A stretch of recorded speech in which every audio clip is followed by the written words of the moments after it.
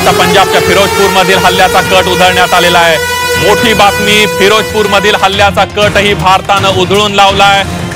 फिरोजपूरमध्ये हल्ला करण्यासाठी पाकिस्ताननं पाठवलेले ड्रोनही भारतानं उद्ध्वस्त केलेले आहेत।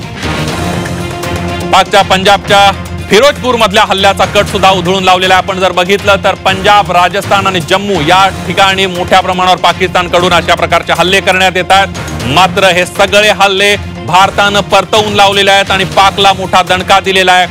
3 राज्यांमधले हे खरं तर हल्ले आहेत जे सीमावर्ती भागात आहेत, तर दुसरीकडे रणगाडे यायला सुरुवात झाली आहे। सगळ्यात महत्त्वाचं म्हणजे जोपर्यंत युद्ध घोषित न होता सुद्धा पाकिस्तानने फायटर जेट भारताच्या हद्दीमध्ये घुसवलेले होते, ते सुद्धा भारतानं नेस्तनाबूत केलेले आहे। पाकिस्तानी एअरफोर्सला मोठा धक्का दिलाय। फक्त अर्ध्या तासामध्ये पाकिस्तानची 3 लढाऊ विमानं पाडण्यात आलेली आहेत। फक्त अर्ध्या तासामध्ये त्यामध्ये 2 J-17 फायटर जेटचा समावेश आहे, तर एका F-16 या फायटर जेटचा समावेश आपल्याला पाहायला मिळतोय। जैसलमेर मध्ये F-16 पाडलेला आहे, तर राजस्थान मध्ये आपण बघतोय दुसरी जी 2 विमानं आहेत ती सुद्धा पाडण्यात आलेली आहेत। J-F-17 ही विमान पाडण्यात आलेली आहे। त्यामुळे पाकिस्तानी एअरफोर्सला एक मोठा धक्का आणि दणका भारतीय हवाई दलानं दिल्याचं पाहायला मिळत आहे।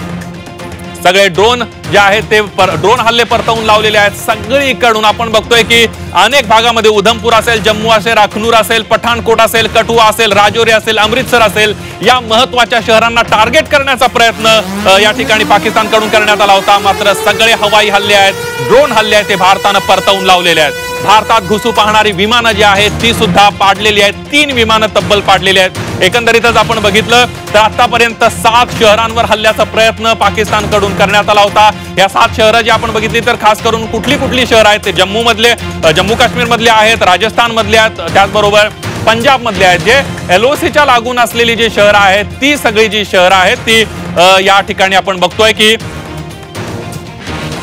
पाकिस्तानकडून लक्ष करण्यात आली होती। मात्र या सगळ्या शहरांवर करण्यात आलेली जी कारवाई आहे किंवा ड्रोन हल्ले आहेत ते भारतानं परतवून लावलेले आहेत। भारताला एक यश आलंय। त्यासोबतच आपण जर बघितलं तर पाकिस्तानला असं वाटलं होतं की भारतावर सहजासहजी हल्ले करणं शक्य होईल, मात्र पाकिस्तानला भारताच्या सामर्थ्याची कदाचित कल्पना नसावी, कारण त्यांनी 1971 त्याचबरोबर कारगिलचा इतिहास त्यांनी कदाचित पुन्हा एकदा वाचला नसावा आणि तो इतिहास वाचूनच पाकिस्तानने भारताच्या नादी लागायला पाहिजे होतं। मात्र एकंदरीतच वाईट वेळ आल्यानंतर कोणी थांबू शकत नाही। पाकिस्तानला आता त्याचं जशास तसं उत्तर मिळणार हे पाकिस्तानला तर माहित आहेच, पण संपूर्ण जगालाही माहित आहे।